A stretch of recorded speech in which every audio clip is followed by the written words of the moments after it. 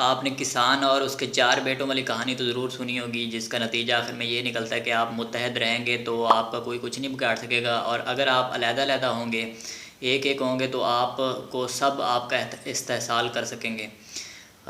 یہ بات آپ کو یاد دلانے کا میرا مقصد یہ تھا کہ پاکستان میں بھی اسی طرح کے کچھ حالات ہیں۔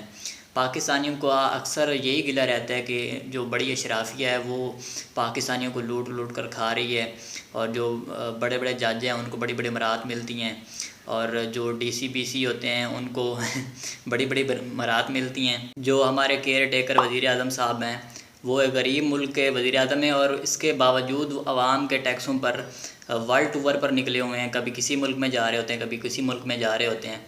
اس کی وجہ کیا ہے؟ اس کی وجہ یہ ہے کہ عوام متحد نہیں ہے، عوام اندر سے ہی تقسیم ہے۔ پہلے تو قوموں میں تقسیم ہے، اس کی وجہ جاگیرداری ہے۔ دوسرا پھر شیعہ، سنی، دیوبندی، بریلوی اور اہل حدیث میں تقسیم ہے۔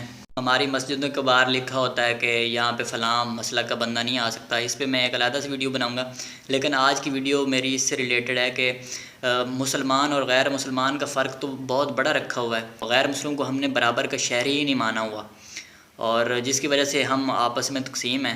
اشرافیہ ہم کو لوٹ کے کھا رہی ہے۔ ہم کو چاہیے کہ ہمیں متحد ہونا پڑے گا، سب کو ایکول سمجھنا ہوگا، سب کو برابر سمجھنا ہوگا۔ اب ایکویلٹی کس چیز میں ہو سکتی ہے؟ ایکویلٹی سیکولرزم میں ہے، کیونکہ اس میں مذہب کی بنیاد پر تقسیم نہیں ہوتی، کوئی شیعہ سنی نہیں ہوتی، کوئی مسلم غیر مسلم نہیں ہوتی، سب جو ہیں وہ برابر کے شہری ہوتے ہیں۔ اور برابر کے شہری ہونے کا فائدہ یہ ہوتا ہے کہ ایک مٹھی کی طرح مل جاتی ہے عوام، اور پھر سوال کرتی ہے اس اشرافیہ سے۔ ابھی تو ہم تقسیم ہے نا، تو اس تقسیم کو ختم کر کے متحد ہونا پڑے گا۔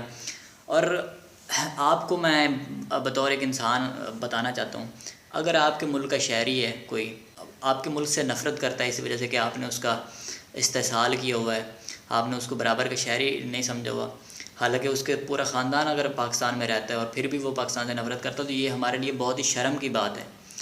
ہمیں ان کے ساتھ جڑ کے رہنا چاہیے۔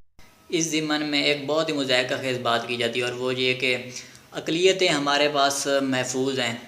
تو یہ بات ایک مسلمان کر رہا ہوتا ہے۔ بندہ پوچھے کہ آپ اقلیت ہیں، آپ اپنے منہ میاں مٹھو کیوں بن رہے ہیں کہ اقلیت ہو، کہ ہمارے پاس جو ہے وہ بہت زیادہ حقوق دیے گئے ہیں؟ اگر تو آپ اقلیت ہیں تو پھر تو میں آپ کی بات مانوں۔ پہلے اقلیتوں سے تو جا کے پوچھ لو کہ وہ یہاں پہ خوش ہیں یا نہیں ہیں، ان کو یہ لگتا ہے کہ یہ پورے حقوق ہیں کہ نہیں ہیں۔ کچھ منچلے تو اس سے بھی آگے نکل جاتے ہیں اور کہتے ہیں کہ پاکستان میں غیر مسلموں کو مسلمانوں سے بھی زیادہ حقوق دیے گئے ہیں۔ عجیب لوگ ہیں یار۔ پہلی بات تو میں آپ سے یہی پوچھوں گا کہ آپ اقلیت ہیں؟ اگر آپ اقلیت نہیں ہیں تو آپ کو کیسے پتہ کہ پورے حقوق ملے ہوئے ہیں؟